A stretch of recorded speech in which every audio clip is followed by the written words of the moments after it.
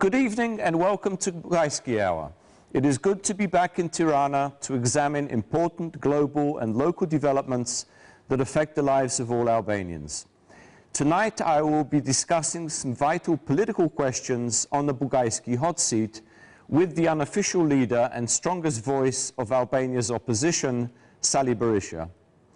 But first, my political commentary on an important international topic concerns Europe turning inwards. The EU's recent parliamentary elections have raised the position of nationalist and populist parties in one of Europe's key institutions. Their growing success indicates widespread public alienation from the political process that will threaten the long-term survival of the EU project. Parliament is playing a more prominent role in EU policymaking and is the only Europe-wide institution that directly represents voters. Since the last elections in 2009, Europe has experienced a major fiscal and economic crisis and extensive social unrest.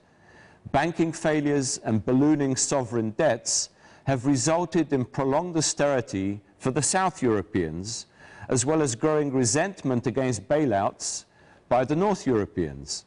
This undermines the entire EU program, which is based on the premise of equal and growing prosperity. The new populists want to stop further economic integration or financial bailouts, and even favor exits from the euro currency zone.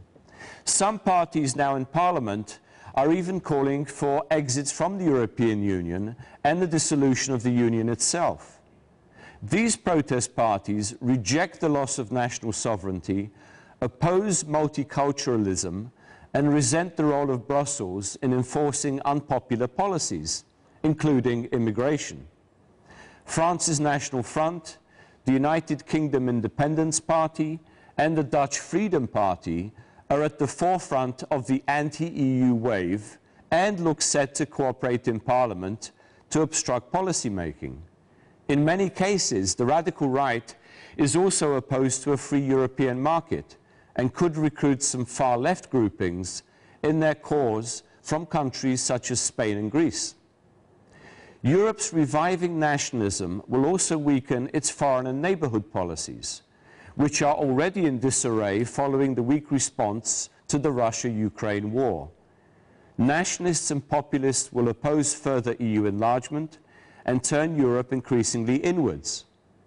Unless the centrist parties can effectively reform policymaking and ensure economic growth during their current mandates, the new nationalists will exploit the crisis at both national and international levels to try and fracture the Union.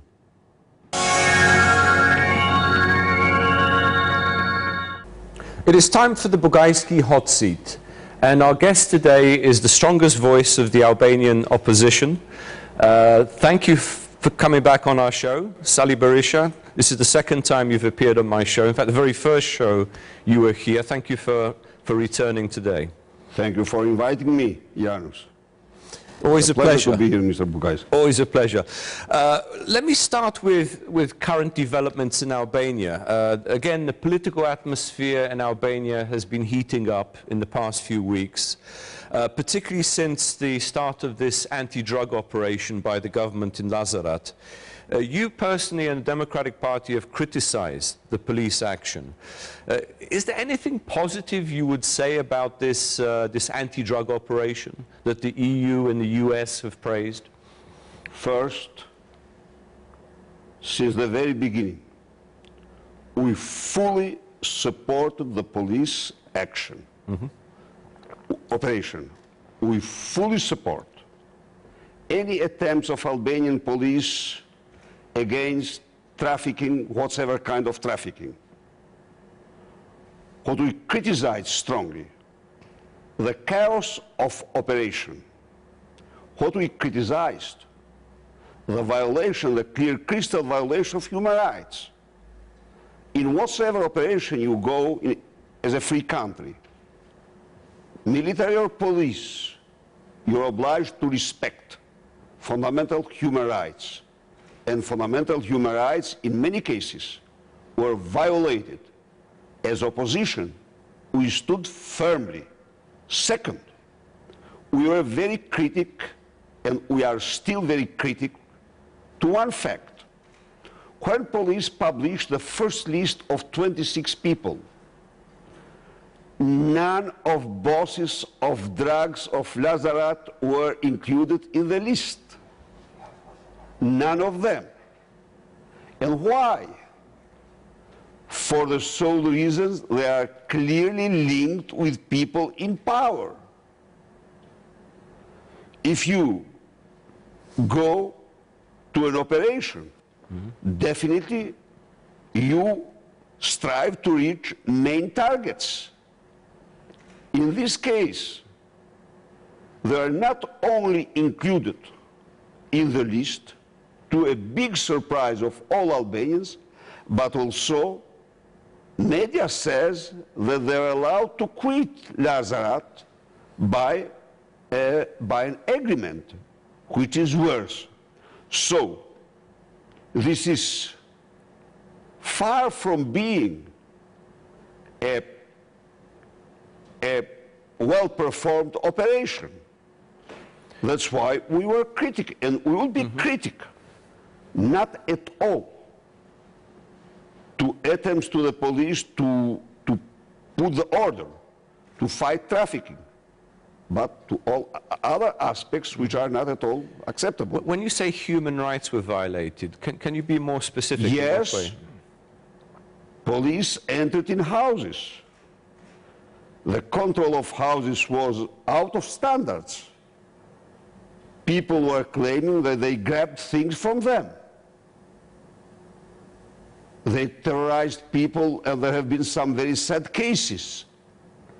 So, and totally to be avoided.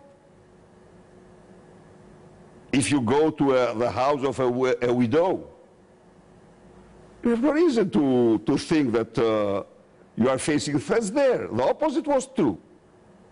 So, human rights must be respected. That's where we stand in opposition. But there were very few casualties in this operation, from what I understand. A few wounded policemen, some of the people that were shooting at them. Which showed that people were not in the side of the criminals. And also, since they're being called police, you should not make people siding toward thugs and criminals. This was our strong call. Because what was the beginning? Was some kind of stupid bilateral shootings on air. This threatened, this terrorized civilians. But you think the operation in itself is important? It's in terms of support from the Europeans, from the Americans, cleaning up Albania from trafficking? Is thinking about cleaning up, I tell you that in Albania with these people there are at least 10 other Lazarats. It's far from being. Second, of course, United States, European countries, fully supported, and which is quite normal. But it did reach main targets. It did arrested the bosses. None of them. None of them. So are you saying that the bosses, the crime bosses, the drug barons, if you like, have been shielded by the government? Or absolutely. In what way? They were announced before going there. They were allowed paths to go to quit. It's well known. Police started negotiation with them. This is true.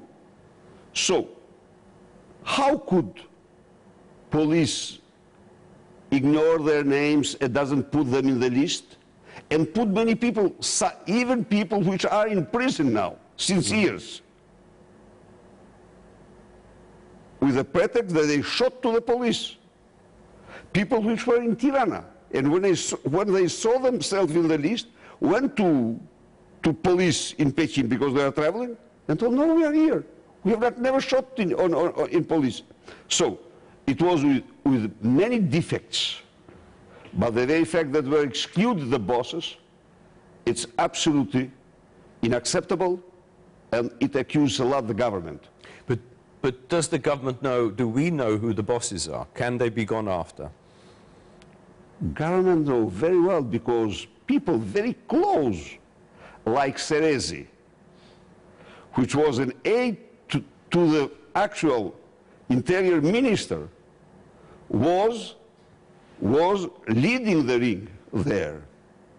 And it was accidentally arrested with 1 ton of marijuana. And when a journalist, Scucci, investigated the ring, from the ministry were sent 20,000 euro not to broadcast his investigation. There is no one who's doubt in the links of government with drug dealers. It was Seresi, an official of Ministry of Interior, leading the ring there. The government, for its side, is accusing the previous government, your government, of being inactive in Lazarevsk. Yes, I was. I'm not telling that I acted, but we acted vigorously with all other measures than force.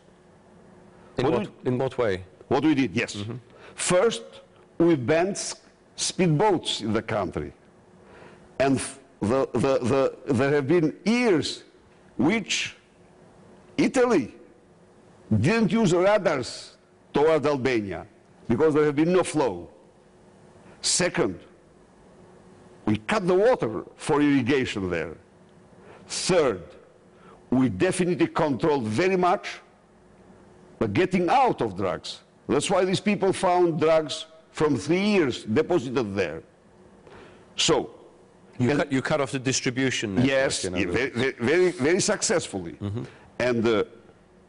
And 2011, Albania was checked by all sides, and visas were granted because there have been no relevant flow of drugs. There have been, but not a relevant one, flow of drugs from Albania.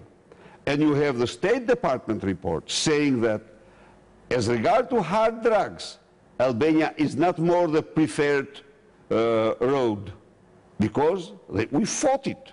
We fought successfully. Once in power, these people, which they have mobilized, they have take into administration tens or more drug dealers, paralyzed by the justice. Drugs from all sides were flowing out of Albania and to Albania. Never was imagined that planes were going to be used for the transport. And when we told for the first time in Parliament, Edi Rama responded, "That's our mosquitoes, and you are confusing mosquitoes with planes." But few weeks later, you saw the Italian plane, private one, mm-hmm. flying from our airport, and the pilot was not checked in the digital system and was escaped by very close people to Prime Minister. And when he felt in Divjaka, the government tried to accuse us, pretending that was organized by opposition. Stupid. As a matter of fact, it was organized by people in power, locally and centrally. That is, because in the court came clear that the chief of police of Lushnia was personally involved in. So, or let's take the last news about the drugs from Ecuador. 250 kilos of cocaine. Mm-hmm. Colombia, I think, wasn't it? Probably. Yeah. Probably. Mm-hmm. Were addressed to Albania. such charge never move with a strong security and assurances. So it's true that in Lazarat there have been an operation, but the other side, Albania is becoming a very big problematic country as regard to drugs with these people. You think it's growing, the problem? That regardless of Lazarat, the drug, Albania is a drug source, a drug distribution point, drug transit, it's growing? It's absolutely growing. It will grow. Do you hear about the ring Albania-Kosovo of Mahmuras? Everybody knows that he's dealing with high officials. Mm-hmm. And in Albanian side, it was also a cocaine ring. In Albanian side, the operation failed because the bosses quitted, barons quitted. Whereas in Kosovo, no. In Kosovo, they were arrested. Here, they were announced ahead of going police there. So it will become a big problem, and increasingly. So what should be done? Because if Albania wants to qualify for the European Union, it has to deal with these smuggling operations, break these operations. It's a very complicated matter. I definitely doubt and do not trust at all in the will of these people to fight drug trafficking. The will of the government, you say? Yes. And let's look and see ahead. Is there any way that you and the government can work together on combating criminality, drug trafficking, smuggling? Mr. BUGAJSKI, this government came in power strongly and publicly supported by criminals and thugs and traffickers. On March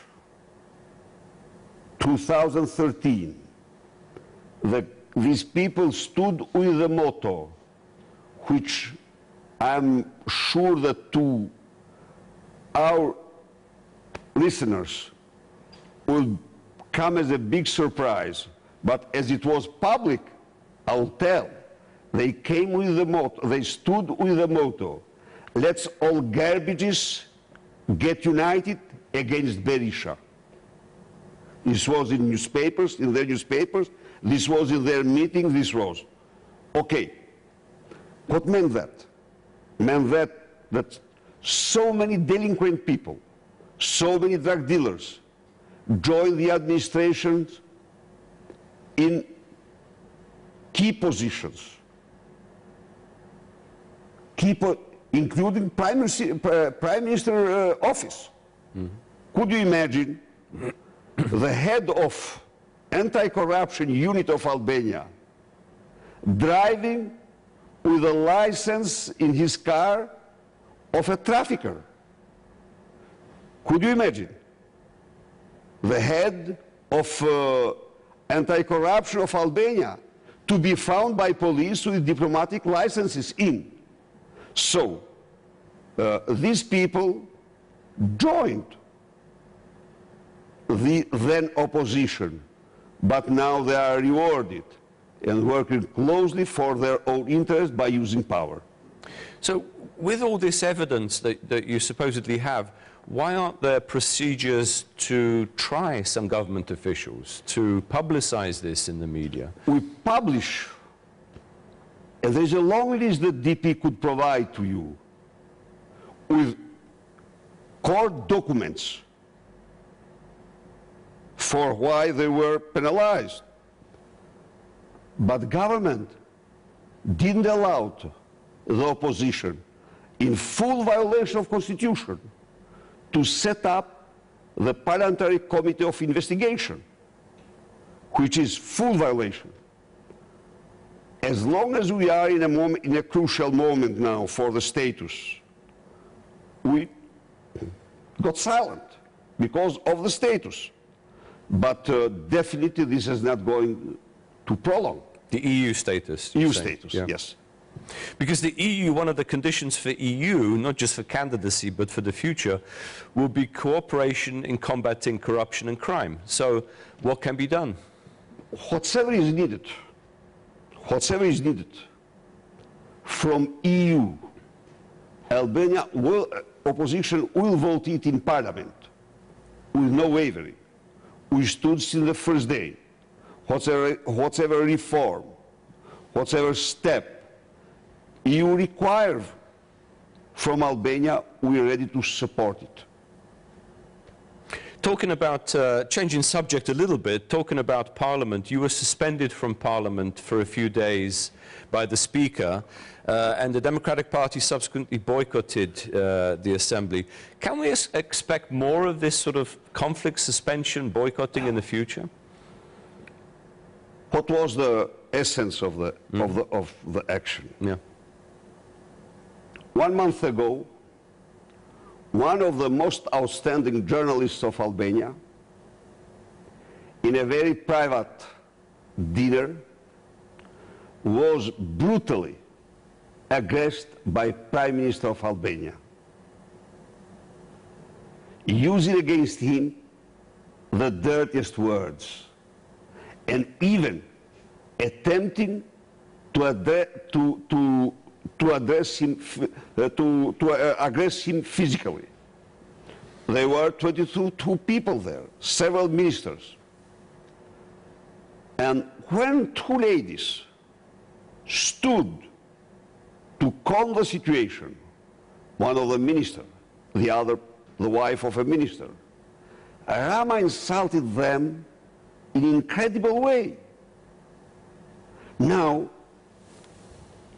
in a free world, in a free country, never Prime Minister could curse or insult his own collaborators or ordinary citizens.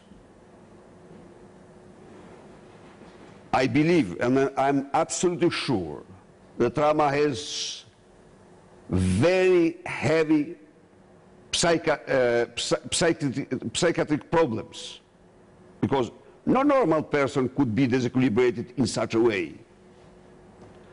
When the scandal came out, 8 days long, no one denied, demented it. It came with all the spectrum. Mm-hmm. Not a witnesses, not an insulted person told, no, it didn't happen. Rama is a recidivist in this sense. He, here and there, he aggressed people. I told once him, you should not abuse the power by aggressing ordinary citizens. Whenever you abuse them, whenever you do it, you will have a response in Parliament. People probably are afraid to tell you what you deserve, but here in Parliament you will have all of it in their behalf. They are citizens, they are electors, you could not treat like that. So, as they knew that definitely I was giving to Rama his part on this scandal, I started to talk, and the minister of him was behind my back, was spelling out very, very bad words, very dirty words. The man which got so silent when Rama insulted his wife. So, when I was next, the speaker blocked the session, and they decided being afraid to hear fully the story. But Albanians will hear fully the story.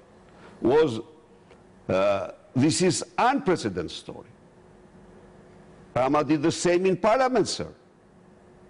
You have is taped by media using the dirtiest word that no one could imagine. And then when he apologized, he told, But he told also, I didn't meant nobody. This is typical for psychiatric patients. Only them could do such action and do not take responsibilities. No, he told journalists, I didn't mean nobody with these words. As a matter of fact, was addressing to me. But what I could tell. So it's true that in Parliament is a hot climate, but the Parliament for us will be a platform of truths and definitely will stand behind. So you expect more conflicts in the future, basically? No, For example, the boycott by the Democratic Party, is this something that could recur in the future, you think? Look, Democratic Party formally is in Parliament, and I have supported. Why? When the government violates the constitutional right of opposition, then it narrows so much the spaces. There is a constitutional court in Albania. The decision of this court are constitutional norms for the country. The Constitutional Court of Albania has decided that investigative committees are set up by opposition. And the majority to these committees belong to opposition. It's written. The government is not respecting, is violating this right, is not allowing opposition to create committees, neither to have the majority. So a solution definitely is vital for opposition, in my assessment. We'll break now for a few ads.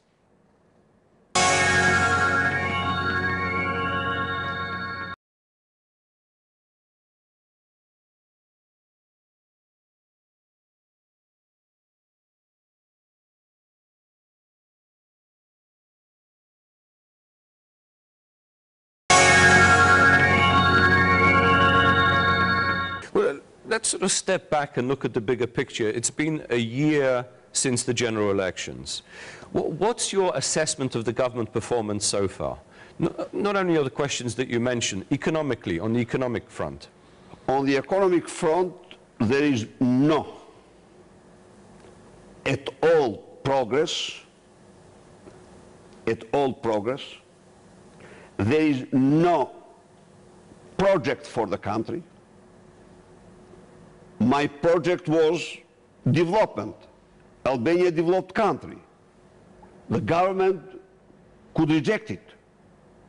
It's not obliged to follow it, but the government must present its own project. Until now, there is no project about this country. Till now in this country, in 1 year, there is not a kilometer of road built. Not a new school built, constructed. Not a family sheltered. Not a hospital refurbished. That is, it's a terrible standstill, in one hand. Second, the government increased taxes. For what the government moved with taxes, got the reverse.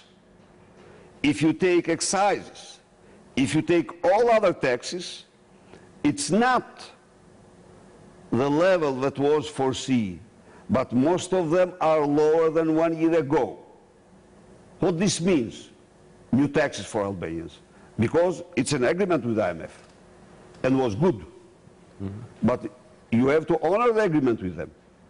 And the agreement with IMF means, in case that you doesn't perform, with this package, prepare for another package, but prepare Albanians for another hardship package. Well, the IMF report was fairly positive in terms of meeting the targets for the loan, for the IMF loan, at least at macroeconomic level. And the World Bank report has been fairly positive. How would you answer that? I will definitely. It was, both reports were not so realistic. They had some truths in, no doubt, because what was? They extended VAT in all goods. Okay, we have had exempted machineries from VATs. We have had exempted private education from VATs. We have had our steps, but these reports ignored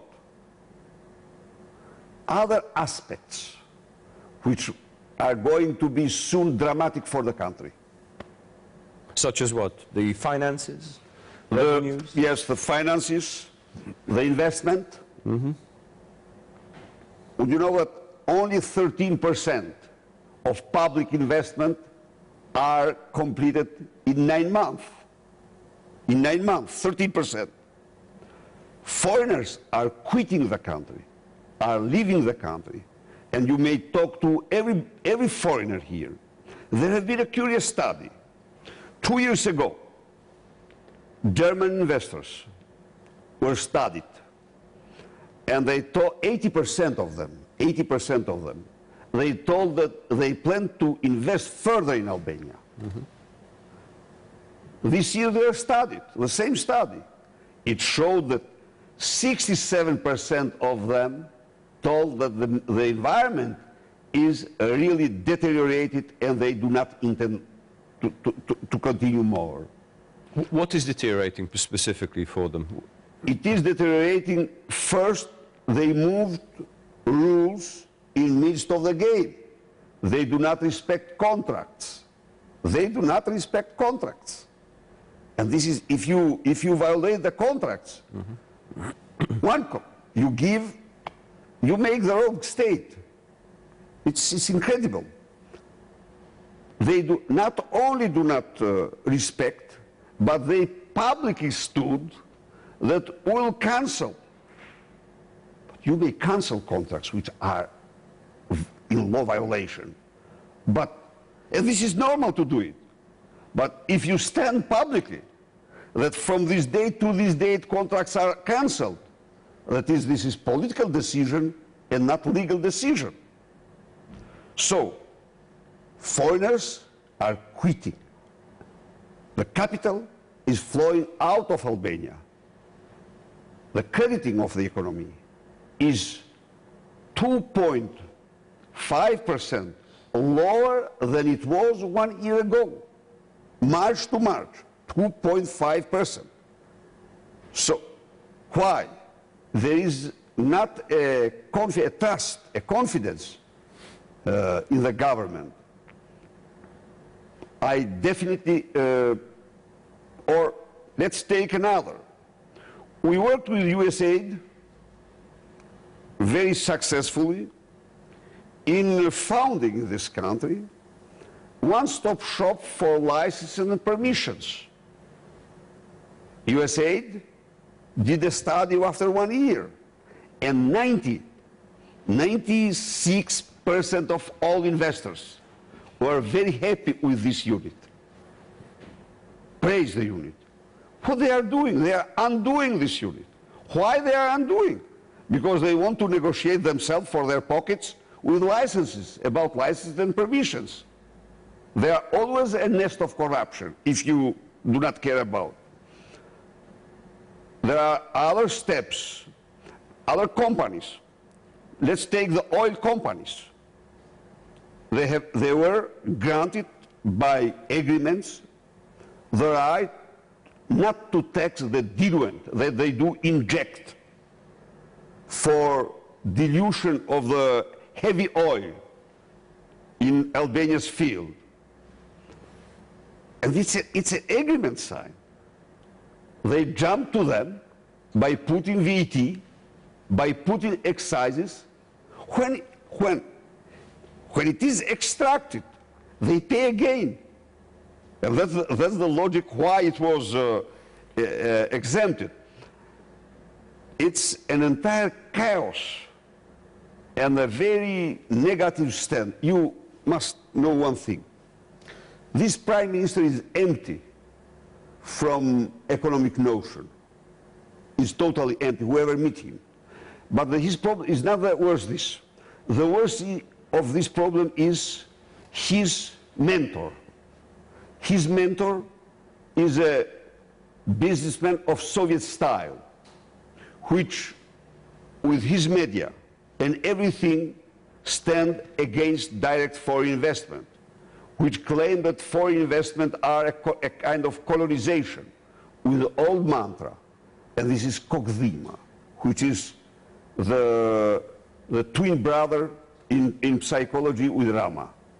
So from what everything you've said, you're expecting, it seems to be, an economic crisis in Albania in the next few months. If there's no investment, if there's no both domestic and foreign, if the taxation's too high, all the other problems that you've outlined, no job creation, there'll be a crisis. It will be a crisis. This is my prediction. This is my clear prediction.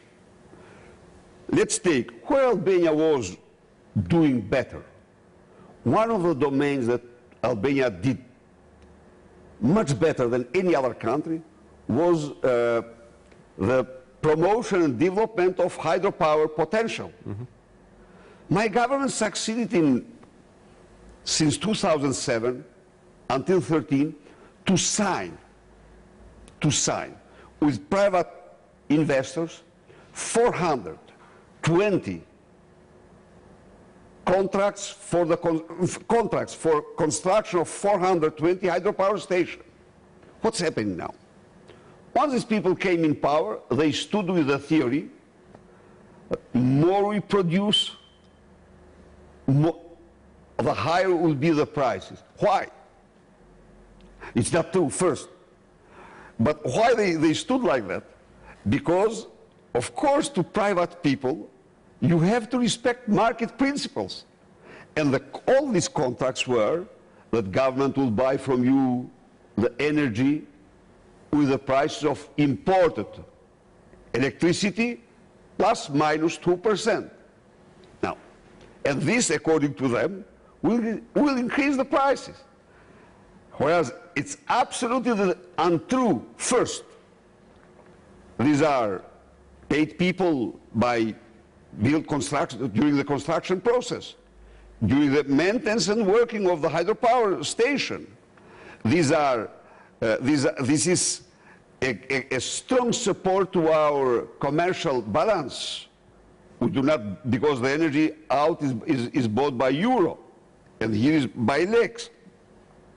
All these factors are ignored, and now these people are quitting the country, are leaving the contracts, because they say that we'll change what is signed.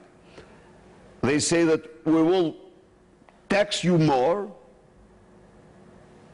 that they treat the private activity out of the market.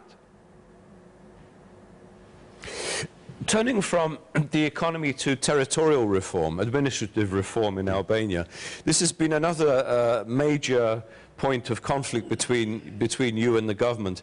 Can you explain to us why you oppose the government plans for administrative reform? The government plan is Hoxha's reform. They were unscrupulous, going back to what existed during Hoxha's time. 39 units in overall the country. After the victory of democratic forces in '92, we did a partition of, we created communes and municipalities, which were 400 communes or 420 communes and municipalities in overall the country. Now, these people going back to origin, we could not accept at all. Second, they argue that in Kosovo there are 30 6 units in overall Kosovo. But whoever knows Kosovo, no comparison could be made. I give you just one index. Total road network of Kosovo is 2,200 kilometers. Total road network of Albania is 18,300 kilometers. Why? Because Albania is the most mountainous country in Europe. Albania has the most numerous mountains in its surface. Then, imagine you to get these remote, mountainous municipalities, communities, from services by dropping their status means making people quitting the areas, making people to come around towns and remain like deserts. So depopulation of the country. A clear crystal depopulation. So they didn't like us because 23 years long, when we worked in such reforms, we have had the golden rule. The rule was equal rights, veto rights by opposition and government, and not the majority pledge that it won't use the votes in parliament to overcome opposition proposals. It never blocked. This principle produced in every case consensual decisions and never blocked decisions. They refused to give it. Another issue which is very important both for qualifying for EU but also for Albania's democratic progress is reform of the justice system. And I know that your party is accused of controlling the justice system and preventing the reforms. Could you address that at all? Where do things stand? If someone pretends them, there is absolutely an idiotic pretension. 96 of judges are appointed by Socialist Party presidents and supporters. But I tell you very frankly, the justice system needs to be reformed. Mm-hmm. But those who, Mr. Rama attacks judges for this and this and this. Okay, and when he is right, I fully support. But also, if he mentions a house of a judge, he should remember his mention, for which he is not able to show a single bill whatsoever. A single bill whatsoever.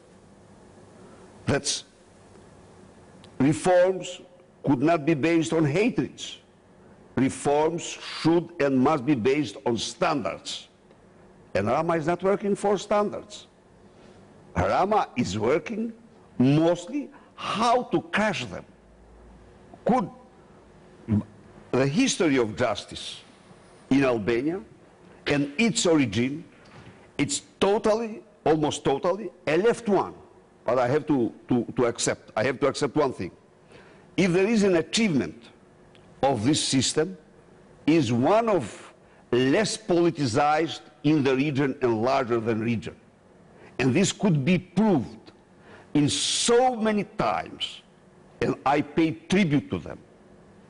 They stood in decisions mostly, not in every case, mostly non-politicized. They have corruption problems to be addressed. But pretending they are deeply controlled is a ridiculous pretension, is absolutely out of any... So you deny this? No, completely. Totally. And whoever would like, check the background. Mm-hmm. There is a background for everybody. Let's turn now to international relations. We've covered a lot on the domestic scene in Albania. Internationally, progress by Albania towards EU, although it's a long, long path. How do you assess the Prime Minister's relations with the major EU leaders? I know he's visited Berlin, Rome, Paris, London, and seems, at least to me, to be improving Albania's image and its connections. How do you assess his foreign trips in the European capitals? First, it's, we have to stand. It was Mr. Rama himself which blocked the status. 1 week ago, in an interview with one of the most major networks, French networks of TV, the journalist told him openly, "Sir, you didn't vote 3 laws asked by EU Commission for the status." And Ram was at ease to tell, no, I have not blocked. He blocked. He blocked. So everybody, every of these leaders, which meet him, know his background. Know his background. To me, Albania unjustly was refused in December, where was refused the status of the country. In December, Albania deserved the status. Albania deserved the status even without 3 laws. There is no country where 3 laws are put in condition, as condition. However, although I was critic to the condition, but definitely in my mind, I gave right to those who put. Why? Why not to vote? Laws there had been consensus about laws. One of them was sponsored by State Department, and was this of administrative court.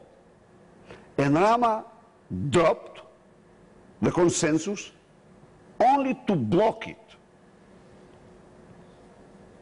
I could affirm you that there have been some of these leaders who told me what an anti-Albanian he is, because he surprised Europe, not voting 3 laws and keeping the country out of the status. So, going back to my original question, his trips now to Berlin, he was met by, obviously, the Chancellor and in Rome. Very good. You see this as good for Albania, presumably? It's absolutely good.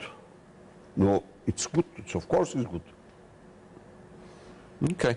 Let me go on to other international questions. Let's start with regional issues.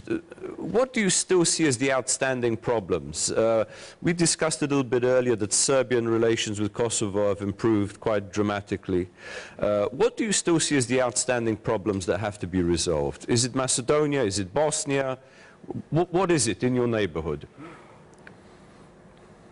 First, the progress is extraordinary, but still further progress and consolidation of the progress is vital. The most important is the implementation of agreement between Pristina and Belgrade, in my view. By implementing this agreement, Albanians and Serbs could open a new chapter in their future cooperation and for their European future. Second,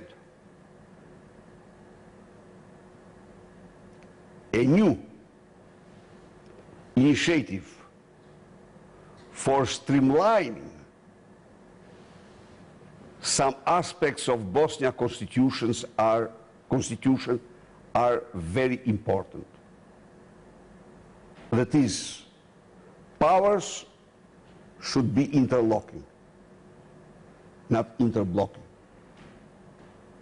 And probably they will find leverages to continue and proceed.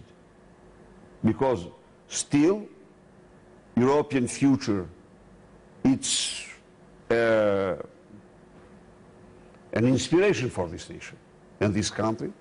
And I think on that behalf, they could find the way and compromise.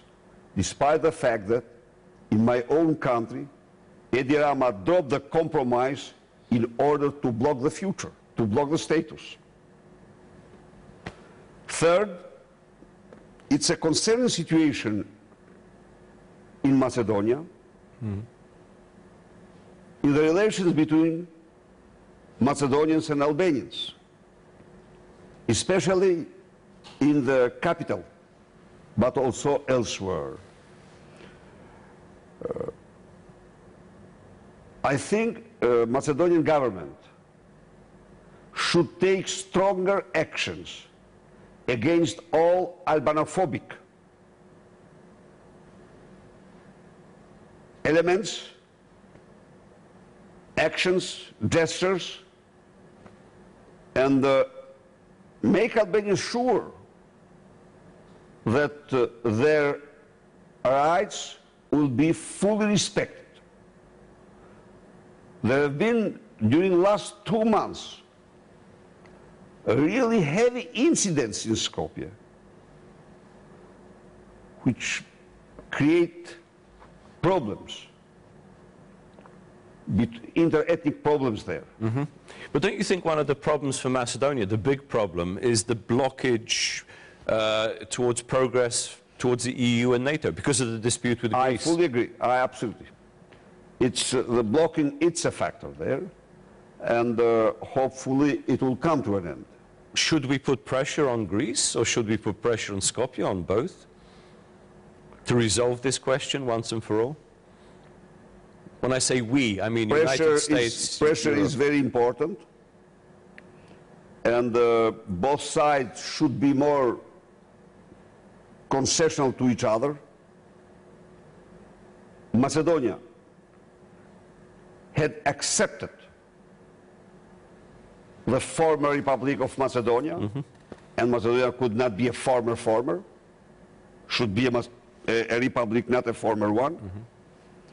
Greece also should be aware that is not respecting an agreement based on which Greece was not blocking the integration of Macedonia under former Yugoslavian Republic of Macedonia. This is, on this basis, both sides have to make a compromise, a concession, probably Macedonia about the name, Greece about the post name.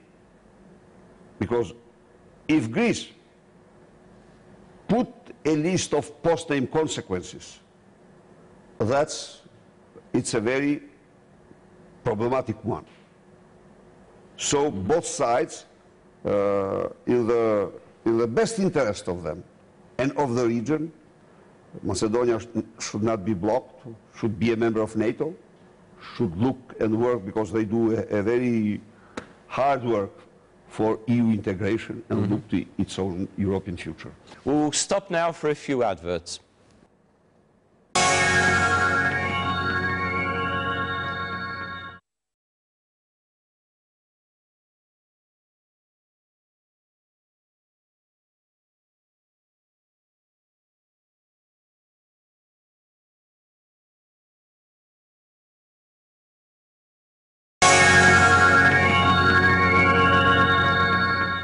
One big question, of course, in recent months in Washington, we've been preoccupied with the Ukrainian-Russian conflict. Could you sort of in brief tell us, are there any fears in Albania of a more aggressive Russian role in the Balkans? We've seen this a little bit in Bulgaria and Serbia and Montenegro. Can this affect Albania in a negative way? These were very negative developments.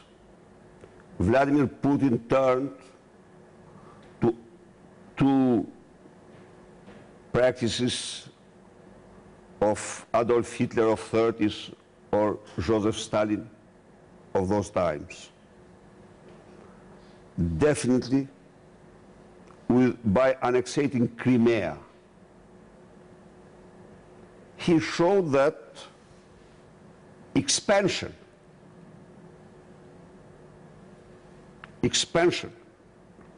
of territories and influences by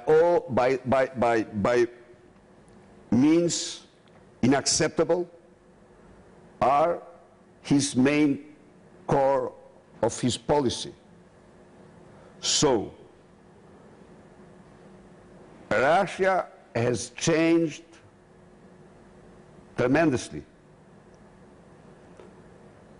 has shown to be a serious problem for the peace and stability in Europe, has its own old ambitions toward Balkans, knowing the strategic position of peninsula.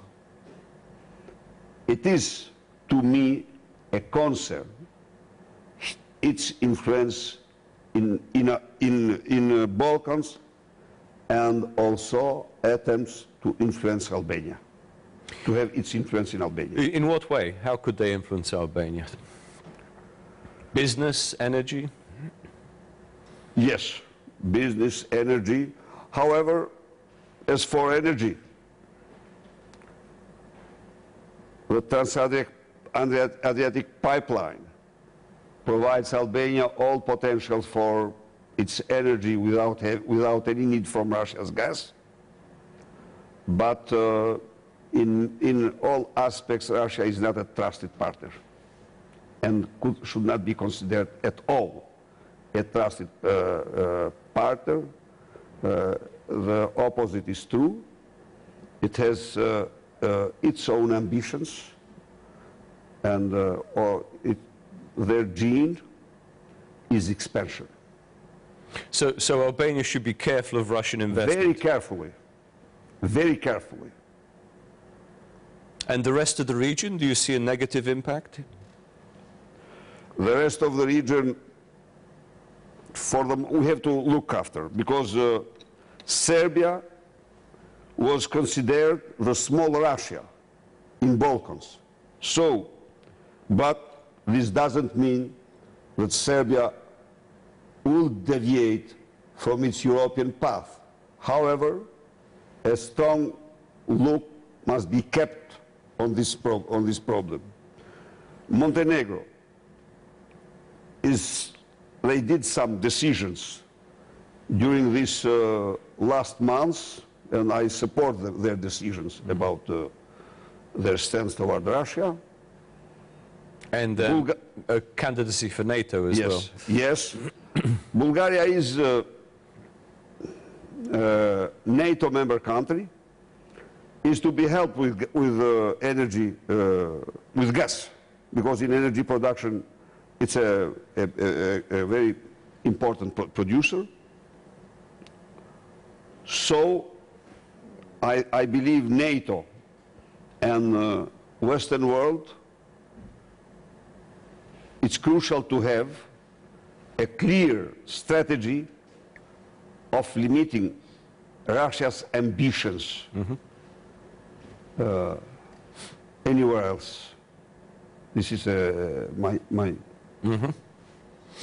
Let me come back, last couple of questions, back to domestic politics in Albania.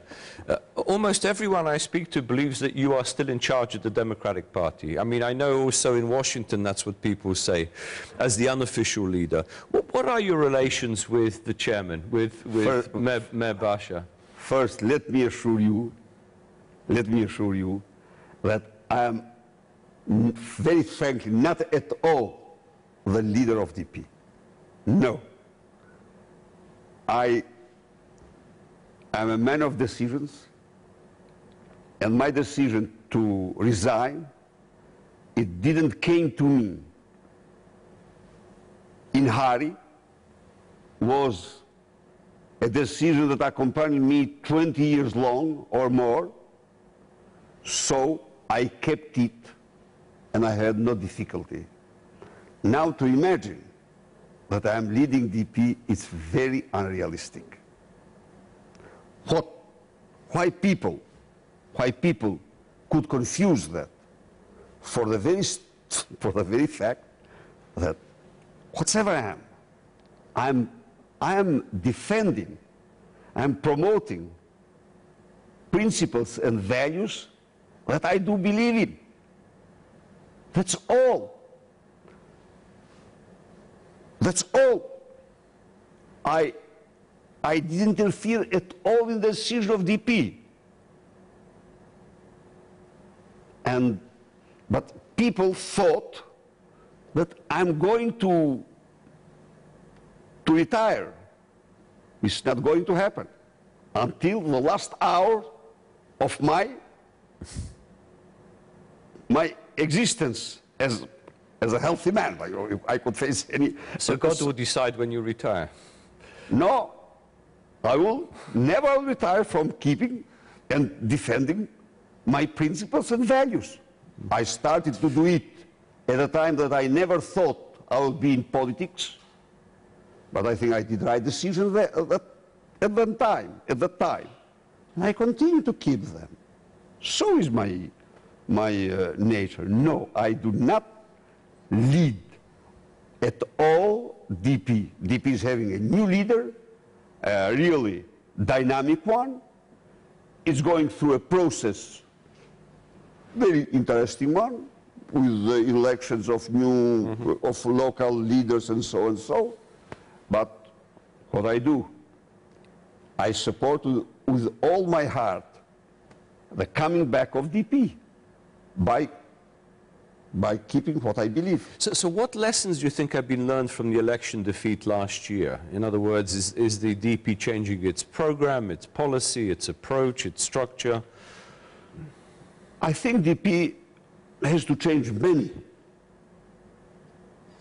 aspects in order to follow time. So I think DP has to elaborate a new program. In my view, DP has to get renewal. It's crucial for all DP members and DP followers. And DP also should stick to national interest, should stick to freedoms, and to European project. Do you still have a longer-term question? Maybe this would be our last question. Do you still have ambitions to return as Prime Minister or as President? No. So you, absolutely, that's the past? No, it's the past. It's the total past. I have no, I mean, if I was going to stay, no one asked me to resign. No one. But I resigned. No, I have no.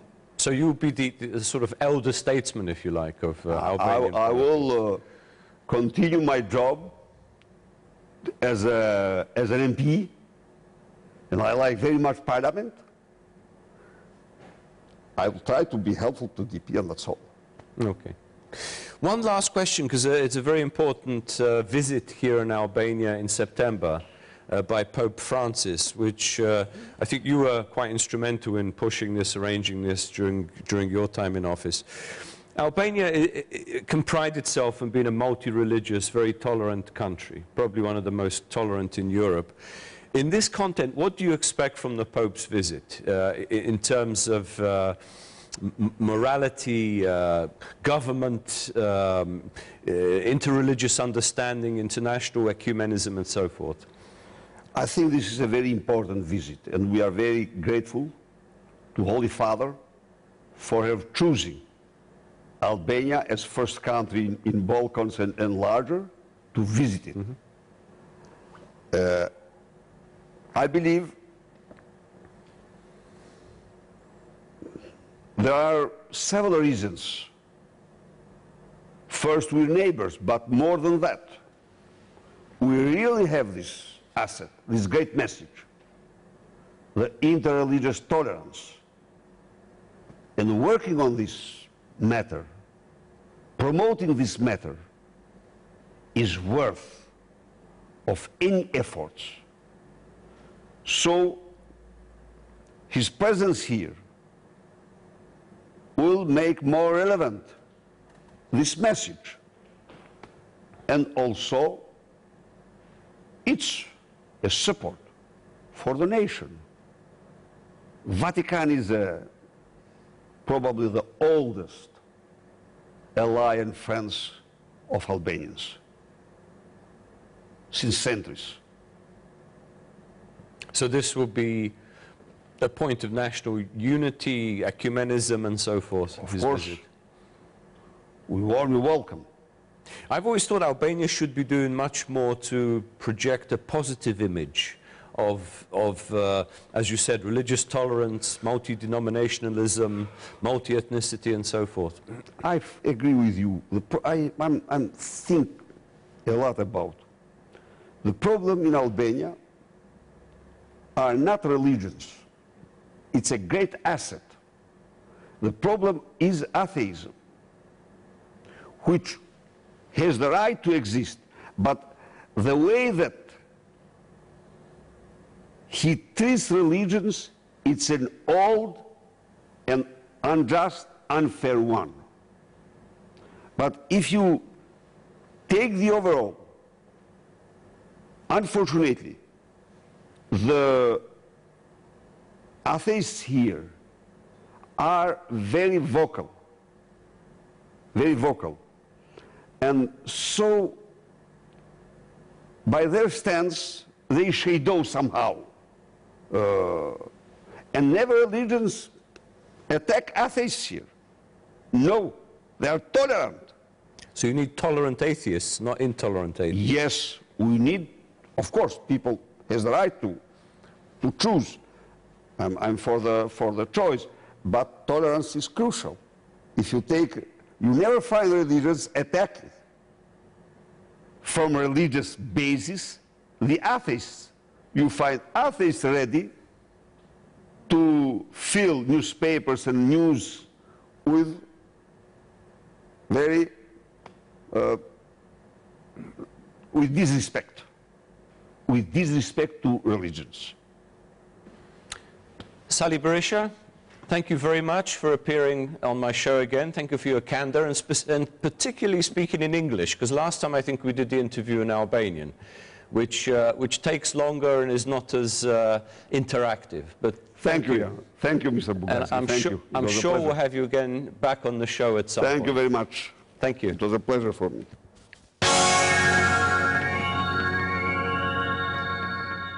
My second commentary today on an important regional topic is entitled NATO Needs Montenegro. The countdown to NATO's Wales summit in September has begun.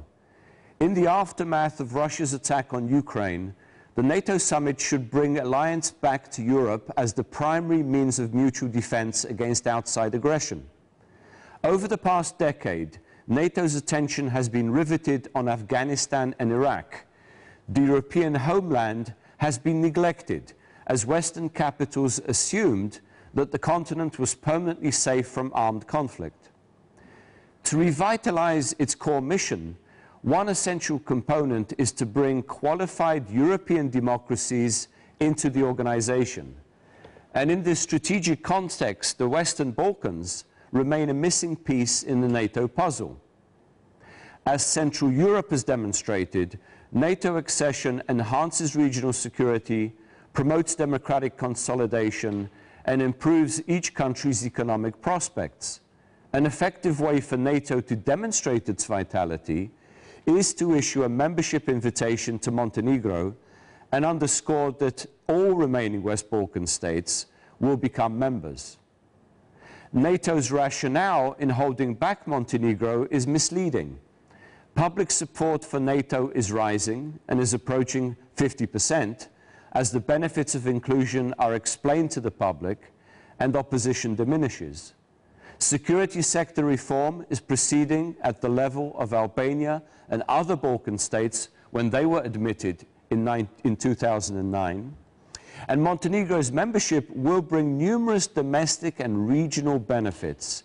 It will eliminate any doubts about the country's future and encourage Western investment, rather than the corrupt and politically linked Russian investment witnessed in recent years. It will include the entire Adriatic coastline within the NATO zone and thereby assist in joint operations in emergency response, humanitarian assistance, anti-smuggling and anti-terrorist coastal patrols. Montenegro's membership will also encourage Serbia to look towards a NATO future. Serbia's military is fully supportive, as eventual membership would help modernize Serbia's armed forces. It can also encourage Bosnia-Herzegovina to resolve its outstanding problems over military property and push towards membership of NATO so there are no black holes left in the region. And one day, too, Kosovo will become a NATO member. Unfortunately, we have already come to the end of today's show. I have, as usual, greatly enjoyed being with you and with my colleagues here at Albanian Screen. Wishing you good night, everyone. Stay healthy, be productive, and remain optimistic. And see you all very soon. Miro Pavshim.